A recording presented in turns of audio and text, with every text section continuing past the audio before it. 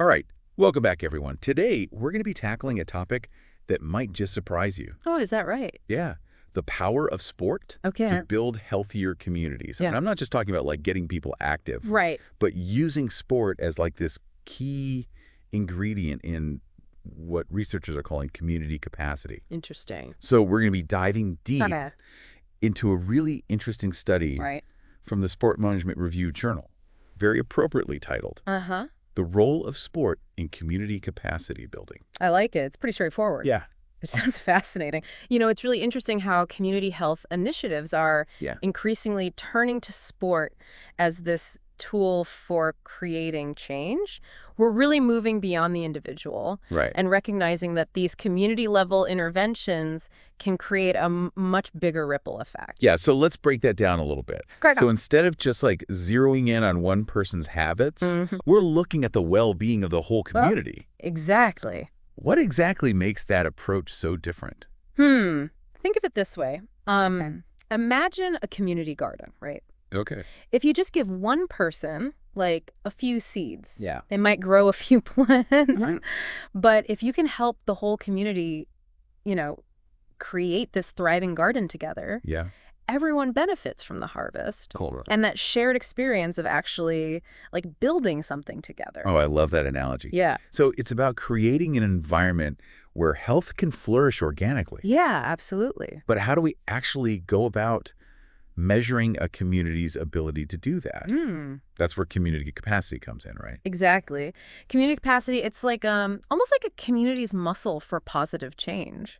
Like, it's that ability to identify needs and then mobilize resources and actually work together to solve problems. And, get this, it's not just a measure of like how healthy a community is, it's also like a key ingredient in making it healthier. Yeah, so a community with high capacity is better equipped to really tackle those challenges head on. Yes. Okay, so where does sport fit into all of this? That's where things get really exciting. Sport for development, or as it's often called, SFD, goes beyond, just encouraging physical activity. It's about intentionally using sport to empower communities and actually address social issues. So we're not just talking about building, stronger athletes. Yeah. We're talking about building stronger communities. Exactly. There's actually three main approaches to SFD. Okay. You got your traditional sports programs, which, those are great for like developing skills and teamwork. Yeah. Then you have Sport Plus, where the focus is really on using sport to teach life skills, promote things like health education, or even address conflict resolution. So it's like there's a social goal kind of interwoven into the activity itself. Yes. And then you have Plus Sport, Okay. which really flips the script entirely. Okay. So here, sport is the hook to engage people in, non-sporting activity. Okay. It's like, think about using a basketball league to like get kids excited about attending tutoring sessions. Oh, I see. Or like community meetings. Oh, that's brilliant. You're meeting people where they are, right? Yeah. Using something that they enjoy Yeah. to like open doors to other opportunities. Absolutely. So I guess the question is like, how does all of this actually build community capacity? Right. And, this study breaks it down into 7 like key dimensions. It does. It's amazing. And what's really remarkable is how sport can touch on each of those dimensions. Yeah. So let's start with like skills, knowledge, and resources, right? Think about all the volunteers who run a local youth soccer league. Yeah. They're developing really valuable skills in planning and budgeting and fundraising, Right. all things that benefit the community way beyond the soccer field. Totally. It's like a training ground for civic engagement. Exactly. Right. And you've got the physical resources too, like Yeah. the parks and community centers. Yeah. And, those well-maintained soccer fields, those are great. Absolutely. And sometimes, partnering with a national sports organization Yeah. can bring in expertise and even funding, but, maintaining local control is really key here. Right. Yeah. A program kind of parachuted in from the outside Yeah. isn't going to be as effective as one that grows organically from, like, the community's needs. Got to be homegrown. Yeah, exactly. Oh, yeah. There's actually a great example in this study about a small town that used a grant to build like a bike and walking trail. Oh, wow. It wasn't just about fitness. It Mhm. really became this social hub. It connected people and improved the overall quality of life. Yeah, that's what I love about this whole concept. Yeah. It's about more than just winning games. Right. It's about winning for the whole community. Exactly. So I'm curious about the social aspect. Okay. Like, how does sport really strengthen those all-important relationships? Hmm. Well, sport has this incredible power to bring people together, Yeah. right? It can build social cohesion and a sense of belonging. Yeah. And that's not just within the team itself. Right? Think about the parents on the sidelines, the Yeah. volunteers running the concession stand, Yeah. the local businesses that sponsor the team. Sport creates this web of connections. Yeah. It's what we call social capital, Hmm. and that can benefit the community in countless ways. I've definitely felt that sense of community at my niece's softball games. Oh, yeah. Like everyone's cheering each other on, sharing snacks, catching up on life. Exactly. But it's crucial that programs are intentionally designed to be inclusive. Right. Otherwise, you risk reinforcing existing inequalities. This study highlights a fantastic example from Belfast, where they had this soccer team that brought together Catholic and Protestant players. Oh, wow. They used sport to actually break down barriers and build understanding. That's what makes this so powerful. Yeah. Sport becomes this common ground where differences fade away. Absolutely. All right, so we've talked about the skills, the relationships, and how it creates these opportunities for dialogue. Right. What about leadership? Hmm. Does sport automatically create good leaders? Not necessarily, but it can definitely nurture those qualities. Think about, the skills a team captain develops. Communication, decision-making, inspiring others. These are all valuable assets that can translate to leadership roles in the wider community. So it's about more than just being like a star athlete. Right. Right. It's about developing the character traits that make a good leader. Exactly. And, athletes and coaches often hold this position of respect within a community, which gives them a platform to advocate for positive change. The study mentions Right to Play, for example. Oh, yeah. That's an organization led by athletes who are using their influence to empower youth through sport. Yeah, but I imagine it's important to cultivate leadership from within the community itself, Yeah, for sure. not just relying on these outside figures. Absolutely. Sustainable change really comes from empowering local residents to take ownership and lead the process. Yeah. There's a great example in the study about the Mathare Youth Sports Association in Kenya. Okay. It's entirely youth-led. Wow. It's an organization that is transforming their community through sport and social initiatives. They've really proven that true leadership often emerges from the grassroots. Wow, that's so powerful. Okay, so we've covered a lot here. The skills, the relationships, dialogue, leadership. What about civic participation? Mm. How does sport really encourage people to get involved in making their community a better place? Well, sport, especially at the grassroots level, Yeah. it thrives on community involvement. Think about all the volunteers who coach teams or organize events or raise funds. Right. They're not just spectators, they're active participants in shaping the community's sporting landscape. Yeah, and that sense of ownership can be contagious, right? Someone who volunteers at their kids' soccer tournament might be more likely to volunteer at the local food bank or Yeah. join a community board. Absolutely. It creates this ripple effect of civic engagement. Yeah. When people feel empowered to make a difference in one area of community life, Right. they're often inspired to do more. This is all so fascinating. It really challenges that whole notion of sport as just a pastime. Yeah. We could unpack one more dimension here though, right? Yeah. Value systems. Oh, yeah. This one seems a bit trickier. Right. How can sport, which is often so focused on competition and winning, Yeah. reflect the values of a community? It's a great question. And Sport for Development really emphasizes aligning programs with community values, like promoting inclusivity and fairness and social justice. It's about moving away from that, win at all costs mentality and really fostering a sense of cooperation and shared success. So redefining what it means to win in the context of sport. Exactly. Are there any examples of this in action? Absolutely.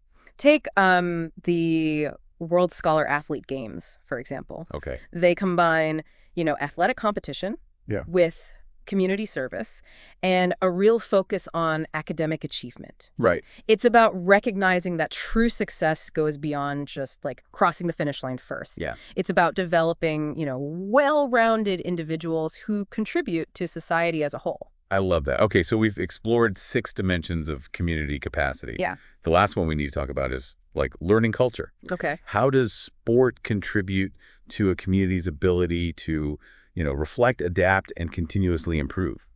This is an area where the research is still developing. Okay. But there are some exciting examples emerging. Sport institutions haven't always been known for their willingness to embrace change. Right. But we're starting to see a shift. So it's about moving beyond tradition and being open to new ideas. Exactly.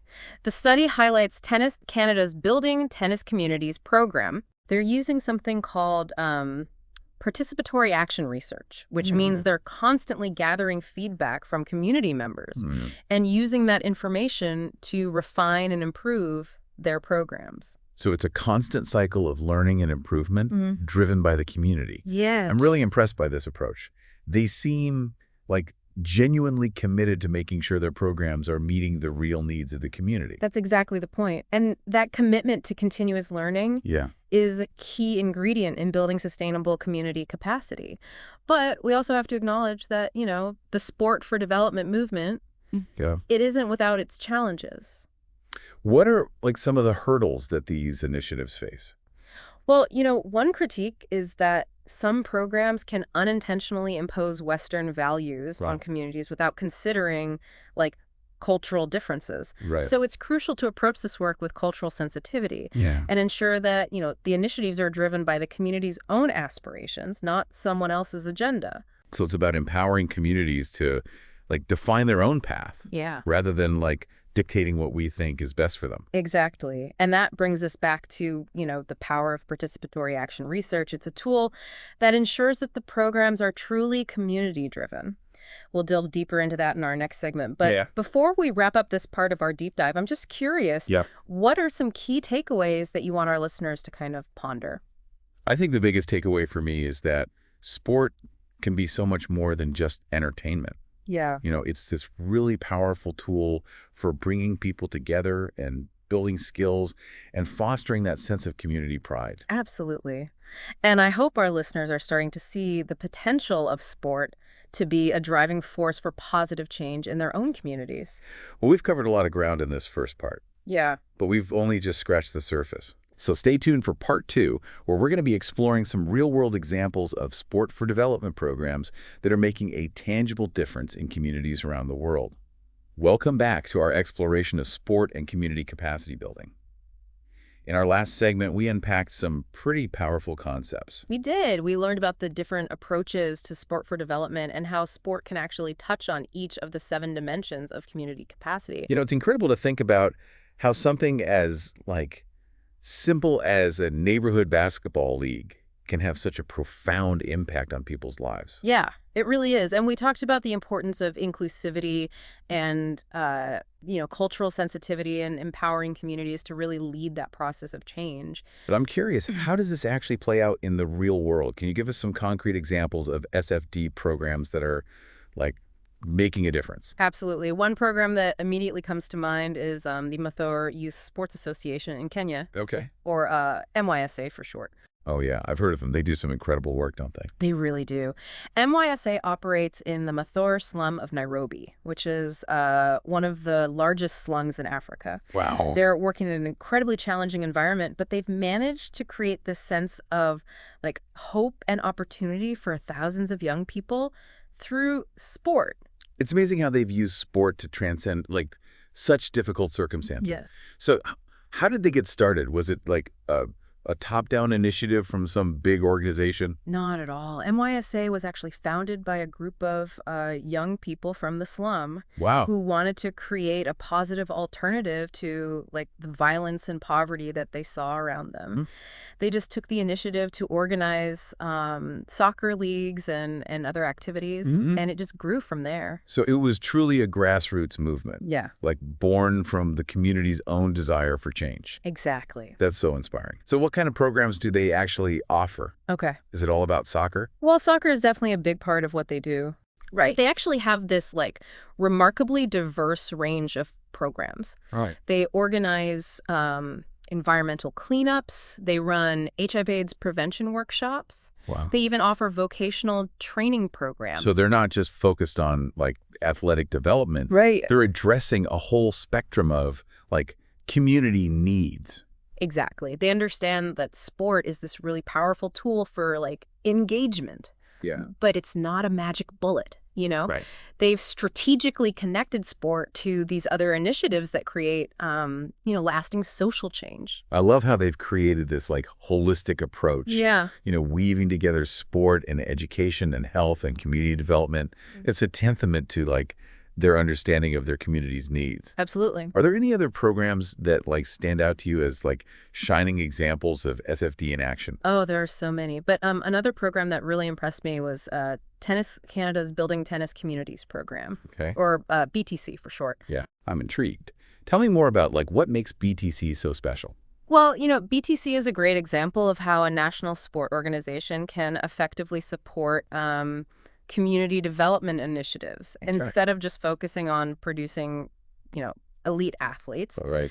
They're using tennis as this tool to build healthier and more vibrant communities across Canada. That's a very refreshing approach. Yeah. So how does it work in practice? Do they have like a cookie cutter program that they just implement everywhere? Not at all. They understand that, one size doesn't fit all when it comes to community development. Right. So they actually provide funding and resources to local organizations that are using tennis in creative ways to create a positive social impact. So they're like acting as a catalyst for like community-driven projects. Yes. Rather than like dictating a specific agenda. Exactly. They empower local communities to identify their own needs and tailor programs accordingly. They're not coming in as like the experts. Right. They're coming in as partners. I love that collaborative approach. Yeah. Can you give me like an example of a project that BTC has supported? Sure. One that stands out is a program in Toronto that uses tennis to engage newcomer youth. Okay. So they provide this like welcoming and supportive environment for young people who have recently immigrated to Canada to learn new skills, make friends, and really integrate into their new community. It sounds like a fantastic way to use sport to like bridge those cultural divides and foster that sense of belonging. It's been incredibly effective. The program has been recognized for its positive impact on the lives of these young people. They're not just learning how to play tennis. Yeah. They're learning how to navigate a new culture and build a new life. That's incredibly powerful. It speaks to the potential of sport to be like so much more than just a recreational activity. Yeah. I'm really impressed by like Tennis Canada's commitment to like community development. It's definitely a model for other national sport organizations to follow. They're demonstrating that it's possible to prioritize, social good alongside athletic achievement. Right. And it's a reminder that sport can be this force for positive change at all levels, from like grassroots initiatives to national programs. This conversation has been so eye-opening. Yeah. I'm feeling incredibly inspired by the work that MYSA and BTC are doing. It's truly remarkable to see the impact that these programs are having. And we've only just like scratched the surface of, all the amazing things that are happening in this world of sport for development. I can't wait to hear more. Before we move on, is there anything else you want to add about the importance of like those community-driven initiatives? Yeah, I think it's crucial to emphasize that the most successful SFD programs are the ones that empower residents to like identify their own needs and take ownership of the process, It's about listening to the community's voice and working in partnership to create sustainable solutions. So building something together. Yeah. Rather than imposing something from the outside. Exactly. That's a powerful message. In our next segment, we're going to shift gears a bit and explore some of the challenges and opportunities that lie ahead for the sport for development movement. So stay tuned. All right, welcome back for this final part of our deep dive into the world of sport for development. We've explored some truly inspiring examples of how sport is being used to create positive change in communities all over the world. Yeah, it's been incredible, hasn't it? Witnessing the passion and dedication of these organizations, it's It's contagious, right? It really is. They're demonstrating the power of sport to transcend boundaries, build those connections, and empower individuals. But as with any movement, there are always challenges, right? I'm really curious to hear your perspective on like what hurdles SFD initiatives often face. Well, one of the biggest challenges is securing sustainable funding, Oh, of course, A yeah. lot of these SFD programs rely heavily on grants or donations, Right. which can be, well, unpredictable and often come with restrictions on how the funds can be used. So it's like this constant juggling act, It is. right? Piecing together funding sources, Yeah, which I imagine makes long-term planning incredibly difficult. exactly. It's hard to build a solid foundation when you're constantly worried about whether the funding will dry up. Right. And this instability can really impact, staff morale, program quality, and ultimately the community's ability to benefit. Yeah, it's like trying to build a house on shifting sand. Right. You need that stable funding for these programs to really like thrive and reach their goals. Absolutely. Are there any other challenges that like stand out to you? Yeah, another significant hurdle is effectively measuring the impact of these SFD programs. Right. Yeah. We talked a bit about participatory action research, but Yeah. it's worth emphasizing just how complex this issue is. Yeah, because I mean, it seems like intuitive that sport has this, positive impact. Mm. But how do you actually quantify things like, social cohesion or community empowerment or increased self-esteem? You're exactly right. Traditional metrics like, the number of participants or wins and losses, Yeah. they just don't paint the whole picture when it comes to SFD. We need more nuanced ways to really assess those intangible, Right. but incredibly important outcomes. I imagine it's a challenge to like demonstrate the value of these programs to potential funders Oh, for sure. if you can't provide that like concrete data. Yeah, absolutely. It's like trying to convince someone to invest in something they can't fully see or measure. Right, exactly. And that actually brings us to another hurdle, So, communicating the value of SFD to a wider audience. yeah, because it's more than just like warm, fuzzy feelings, right? It is. We need to get better at telling the stories of these programs and showcasing their impact in a way that that really resonates with people. It's about moving beyond like those feel-good anecdotes. Yeah. And really showcasing the tangible difference that SFD is making. Exactly. We need to shift the narrative from sport as like mere entertainment Right. to sport as this powerful tool for social change. Yeah, okay, so we've talked about some of the key challenges. Yeah. The funding, measuring the impact, communicating the value. Right. Now let's shift gears and talk about solutions. What are like some opportunities for growth, within the SFD movement? Well, I think one of the most promising avenues is building stronger partnerships. Okay, so like partnerships between who? Partnerships between, well, SFD organizations themselves, for one, Okay. but also with, government agencies, academic institutions, and even the private sector. Gotcha. By pooling resources and expertise, Right. we can create a more sustainable ecosystem for SFD to flourish. It's like that old saying, if you want to go fast, go alone, but if you want to go far, go together. I love that. Right. Party thing. By collaborating, sharing knowledge, we can really amplify the impact. Absolutely. And, another opportunity lies in like embracing technology. Hmm. We can leverage online platforms, social media, data analytics Yeah. to connect with a wider audience, share best practices, Right. and even track the impact of programs more effectively. That's amazing. It's like technology can help us break down those geographical barriers and connect people who are doing this work all over the world. Yeah, exactly. And finally, I think one of the most important opportunities for growth is fostering that culture of learning and evaluation. So it's about being open to feedback, Yeah. constantly refining our approaches, Yeah.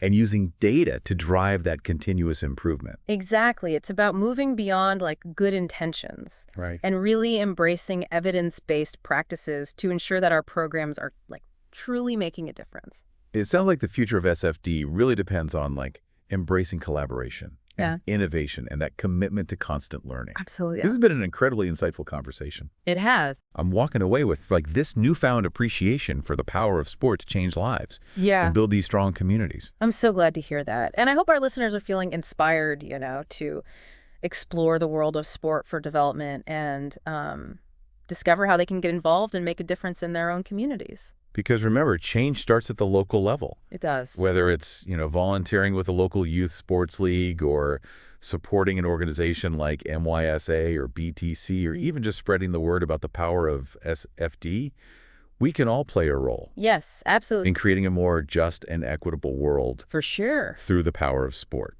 Thanks for joining us on this deep dive.